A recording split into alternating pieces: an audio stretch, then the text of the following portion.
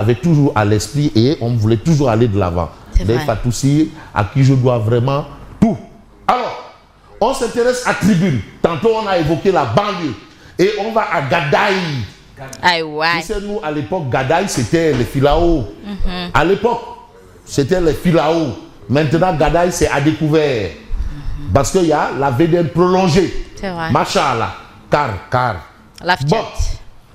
Cas de noyade durant les grandes vacances. Voilà, encore nous y sommes. D'ailleurs, vous vous souvenez, l'année dernière, Cœur Pauline, non tout même, Aïda Sodiawara, qui est la mairesse de Golfe Sud, avait même pris une décision municipale interdisant l'accès à la mer. Parce que les cadres, à la plage, même à la plage, parce que c'était trop. Et aujourd'hui, on en reparle. Comme quoi, Nord Dubaï, Yonam. Alors, Gadaï, la plage la plus mortifère. Et cette tribune quotidienne qui en fait ses choux gras. Parce qu'on va toujours répéter, faites attention. Là-bas, c'est juste pour prendre de l'air. C'est pas pour la baignade. Il y a la grande côte et il y a la petite côte. Là, vous êtes au niveau de la grande côte qui va sur Saint-Louis. La petite côte qui va vers Mour et autres. Là, vous pouvez. Mais la grande côte, non, c'est interdit à la baignade. Vraiment, les gens osent quand même pas, osent défier tenter le diable. C'est ce qu'on dit souvent. C'est une expression consacrée. Hein? Ils tentent le diable. Alors qu'il ne faudrait pas. C'est juste pour prendre de l'air et rien que ça. Mais la baignade, elle est interdite. Alors, Gadaï, la plage la plus mortifère. Donc, il y a un souci à ce niveau. Et vous avez les explications de Tribune, bien entendu, à ce sujet. Mais Tribune quotidien évoque aussi un autre sujet, et c'est un homme politique qui, en tout cas, fait une sortie. Il s'agit de Ahmed Diallo, qui est le coordonnateur national de Gor-Youbès. Gor-Youbès, c'est une organisation politique démissionnaire de, bien entendu, Diomaye président. Est-ce que Gor-Youbès fait ce qu'on appelle du maire Ngembe? De toutes les façons, le rôle du Conseil constitutionnel n'est pas de servir le pouvoir, mais de le freiner. Le rôle du Conseil constitutionnel n'est pas de servir le pouvoir, mais de le freiner. Bon, c'est peut-être une piqûre de rappel. Vous savez, le rappel aussi, il profite aux croyants et aux vivants. Il faut quand même prendre la peine de rappeler. Il faut répéter. La répétition, elle est pédagogique. Absolument. Mais apparemment, les hommes politiques ne comprennent pas souvent certaines choses, un certain nombre de choses. Le rôle du Conseil constitutionnel n'est pas de servir le pouvoir. Attention. Mais de le freiner. Ça, c'est ce que relève Tribune. Et vous avez même vu cette passe avant la tenue des élections dernières, où la présidentielle, où le Conseil constitutionnel demandait au président à date échue. Tout ce que le président envoyait, il disait à date échue. Tout ce que le président envoyait, oui, il y a eu un consensus, on s'est réunis, on a pleuré, on a discuté, hein, on a fait...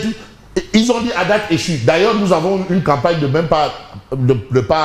la 10 campagne jours. de 10 jours. Parce qu'il fallait respecter la décision. Et je rappelle, les décisions du Conseil constitutionnel ne sont susceptibles d'aucun recours. Oui.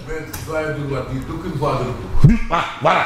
Vous savez, le président de douane aime bien, il faut d'aucune voie de recours. Parce que susceptible de recours et voie de recours, ça fait deux. Merci, président de douane. Donc, voilà, d'aucune voie de recours. Alors, depuis leur arrivée au pouvoir, les textes de passé tombent les uns après les autres pour inconstitutionnalité.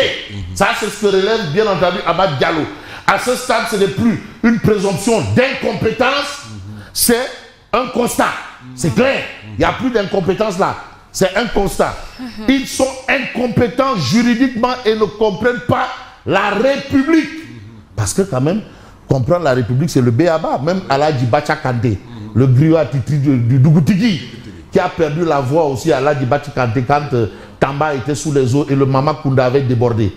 Hein, quand le Dougoutigui a fait une sortie magistrale pour interpeller les autorités de l'État et local, agissez vous aussi. Bon sang, agissez. Non, Aladji Bacha Kanté était en pleurs. Nessad. Diaïté Kaba. Donc allez-y comprendre. Voilà la situation. Ils sont incompétents juridiquement et ne comprennent pas la République. Mais comprendre la République, c'est un B.A.B.A. C'est un B.A.B.A. Ouais. C'est ça. Non, mais attends. La République, c'est du B.A.B.A. Hein? il faut comprendre un certain nombre de choses. La mystique de l'État. Mais attends. Comme dirait le président Abdou Diouf. Oui. La mystique de l'État. Attention.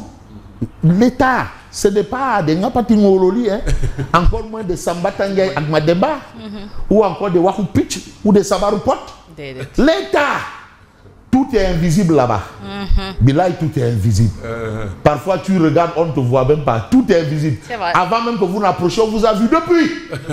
Et on vous dégage de là, sans même que vous ne vous en rendiez compte. Vous êtes à côté là et vous vous retrouvez à Sadaga. Qu'est-ce qui m'a amené ici? Non, on vous a déjà localisé. Saïrement et bâtiment.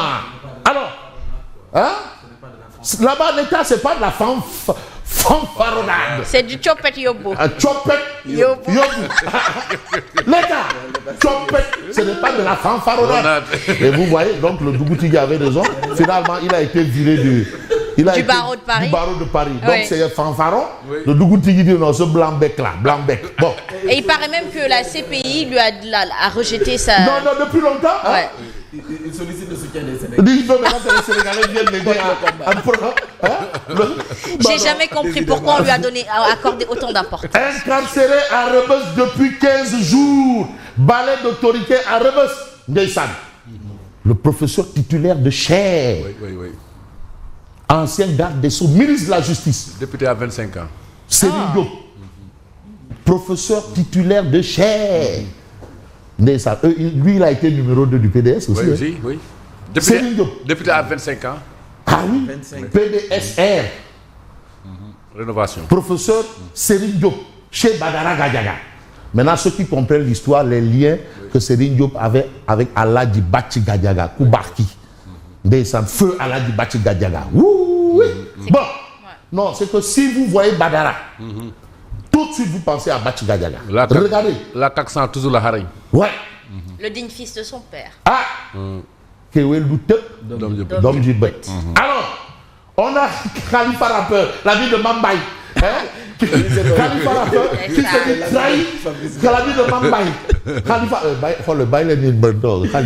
il a une expression là, il disait quoi? Pouti, Niébé. Non, lui, il dit que l'on parlait du cap, oui, Niébé. Vous n'avez pas besoin de Niébé. Du Niébé. Ah oui? Oh, voyons. Non, mais quand j'ai appris que c'est le fils de Maître Khoureyshiba, j'ai dit de qui? C'est mon dôme là. Montar Sénégal, c'est mon dôme là. C'est mon dôme là. Alors, mais vous dites qu'on est Diamono là. Diamono là, c'est vrai. Diamono,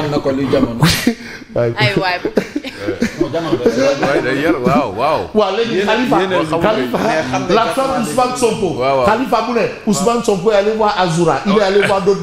Lui, il l'a abandonné. Alors qu'à papa, on me fait faire tu peux. Nous disons que. Bilal Diamono. Fabrice. Alors qu'il y a des Niaoubay. Morgan Aboko. Ndeysaan. Comme yow yaay baye moom mu dem wuti benn baye.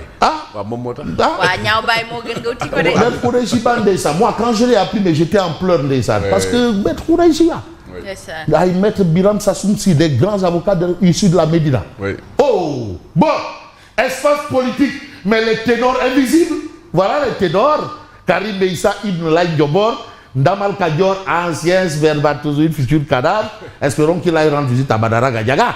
Alors, vous avez ici Amadouba, la nouvelle responsabilité, et vous avez Khalifa Ababakar Sall, Nabokrek. De toutes les façons, voilà la situation. Les ténors invisibles, mais ceux qui sont visibles devant l'Éternel aujourd'hui sont peut-être à lire dans Direct News. Livraison urgente de 20 moissonneuses à Chény au ministère de l'Agriculture sur réquisition. Mais il y a une interrogation, mais qui va arrêter Mabouba Diagne? Encore Mabouba. Mais Mabouba, Mabouba, tiens Mabouba. As Diagne. Bon, voilà un peu une situation. L'autre situation, c'est Rebeuss, le professeur titulaire de chaire. Vous savez, mon Zomé Ndiaye, là? Ah oui, c'est le grand ami de celui qui a fait face à Ali Bongo à la dernière présidentielle. Ah oui, l'autre professeur titulaire là-bas. Il a enseigné ici? Oui. L'autre professeur titulaire. Il a enseigné ici, à Dakar. Ah oui, absolument. Le professeur Serigne Diop rend visite à Badara Gadiaga. Donc ça, ce sont des informations que nous avons ce matin. Mais ce matin, il faut peut-être voir l'autre actualité, mais on peut s'intéresser au journal Les Échos. Élection du nouveau président de la Ligue Pro et du nouveau président de la Fédération. Rebondissement et désistement de taille à la veille des compètes. des compètes. Ligue Pro, Djibril Wade renonce et roule pour Abdoulaye Sow. Mam Adamandou se désiste pour Babacar Diagne. Voilà un peu. Ça, c'est ce qu'on appelle le jeu. Voilà, ça ne peut pas manquer. Licenciement de 3 syndicalistes à la CEDEAO. Un an après, un véritable drame social. Mais il y a trop de licenciements. Mais non, il faut serrer la ceinture. Il faut serrer la ceinture. Hein? C'est-à-dire, souffrer, mais nous, on gundandat et on on demande de serrer et nous, on fait check down. Wow. Check down. Voilà. Alors, dans les quartiers généraux de l'opposition, le vide après le pouvoir. Ça, c'est ce que relève le point actuel. Siège des partis politiques. Ce qu'on remarque, c'est le vide. Pas d'activité, il n'y a rien. Donc, c'est ce qui énumère aujourd'hui le point actuel ce matin. Et puis, Balagay, victime d'une arnaque de 62 millions. Balagay, l'escroc arrêté par la BR de Kermassar. Une transaction immobilière qui a tourné mal. MC a été placé en garde à vue pour escroquerie foncière. L'homme d'affaires propose alors aux lutteurs un immeuble situé à la cité des douanes de Guédiouaï. Ça, ce sont les informations du point actu ce matin. Mais ce matin, on peut peut-être nous intéresser à un autre journal. Et le journal s'appelle, bien entendu, le Dakarois. Alors, saga de 20 moissonneuses batteuses. Le ministère de l'Agriculture affone. C'est-à-dire, ils ont perdu la langue ou bien ils ont avalé le sifflet. Tu sais, quand il est à la 90e minute, l'arbitre avale le sifflet. Alors, le problème, c'est quoi? Mais vous avez le directeur de la DEMER au téléphone, demande à la direction du Dakarois quotidien de lui révéler ses sources.